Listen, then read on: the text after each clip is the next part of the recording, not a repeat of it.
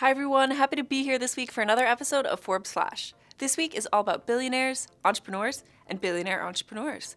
This week, Forbes Chief Content Officer Randall Lane sat down with one of the world's most famous billionaire entrepreneurs, Bill Gates, to talk about whether or not the Three Comma Club should even exist. Says Gates, "I think it's fascinating that for the first time in my life, people are saying, okay, should you have billionaires? Should you have a wealth tax? I think it's a fine discussion." Coming from the former richest person in the world, it's an interesting comment. Part of a discussion that's emerged in recent weeks as America's far left fights income inequality, and we're faced with another billionaire presidential candidate in Howard Schultz. But even though Gates is happy to talk about a world without billionaires, he wouldn't want to see one. And that's not because it would mean less wealth for him. It would mean less incentive for the economy, he says. Quote, "The idea that there shouldn't be billionaires, I'm afraid if you really implemented something like that the amount you would gain would be much less than the amount you would lose." Just look at the impact Gates and wife Melinda have had on the world via philanthropy. They've deployed tens of billions of dollars through their foundation, the largest in the world. Their aim? Not to give just to temporarily fix the world's problems, but to invest so as to eliminate them entirely. The Gates' philanthropic partner in crime Warren Buffett has also given a large amount of his wealth to fight global crises like nuclear proliferation. Both billionaires believe there should be an estate tax, but Gates knows that they're likely in the minority of the Forbes 400 when it comes to that.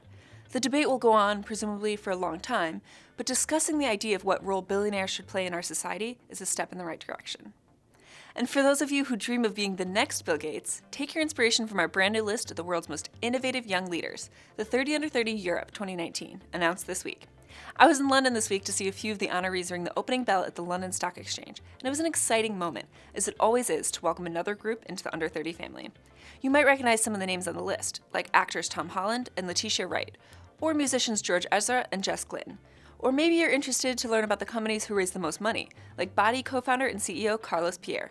But all 300 honorees are worth checking out. They've been painstakingly selected from thousands of nominations.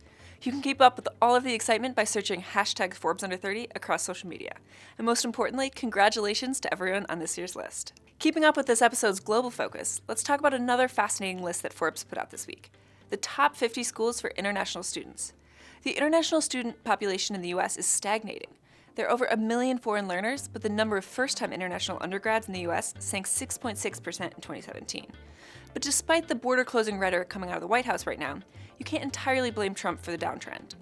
Astronomical tuition prices are partially to blame, for sure, as well as cutback in international feeder programs from countries like Brazil and Saudi Arabia.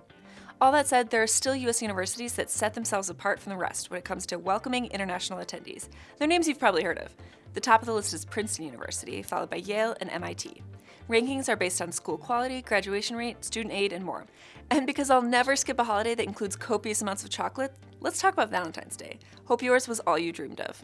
There's a fascinating trend going on right now in the US when it comes to spending around Valentine's Day.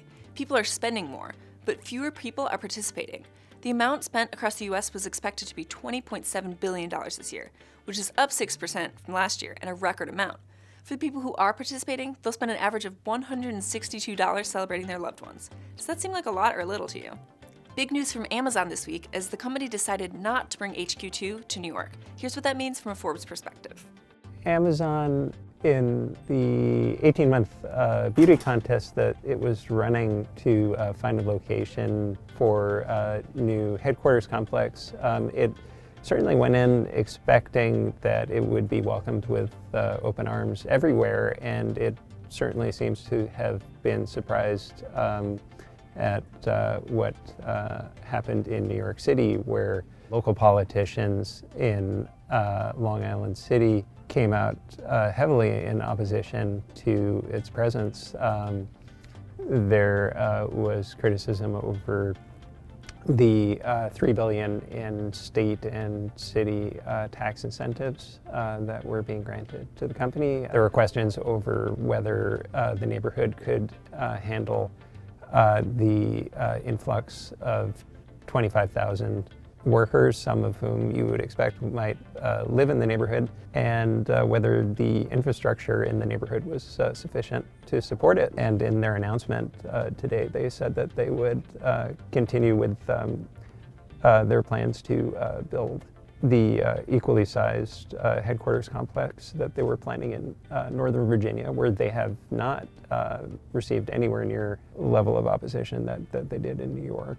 Certainly it doesn't send out a warm and fuzzy message to large companies considering siting in New York City. But nonetheless, New York is going to remain a draw by virtue of its talent pool. There's certainly an argument to be made that this was a special circumstance given the massive size of what Amazon was attempting here and the place where it was trying to do it.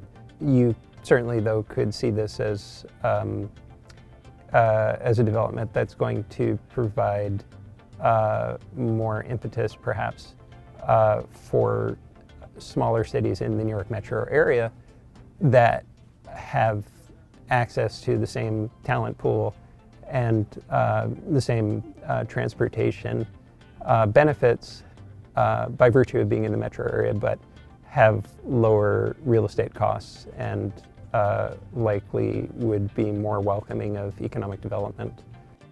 All right, everyone, that's it from me this week. Thanks for watching, as always, and send me your feedback by using #Forbes/. See you next time.